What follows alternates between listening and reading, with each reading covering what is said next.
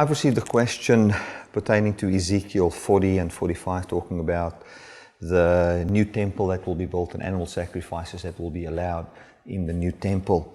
And basically what I think about that, and why will there be animal sacrifice in the millennium and all of that.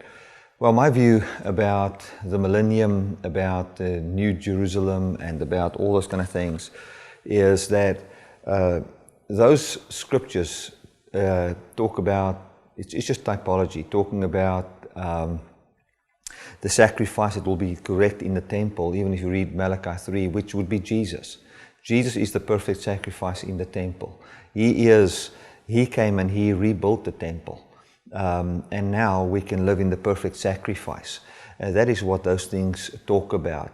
My advice to any person that reads any passage in the Bible, be it Old Testament, New Testament, any of those things, is that whatever you interpret and whatever your conclusion is cannot be outside of, of what Jesus Christ has come and declared in His walk upon the earth. Jesus didn't implement physical sacrifices, yet we see that Malachi 3 is clear, wherein it prophesies towards the coming of Christ, and where it prophesies towards the priesthood, and how they didn't bring sacrifice in the correct way, but how that Jesus Christ will bring sacrifice in the correct way, and that they will sacrifice as God has intended from the beginning.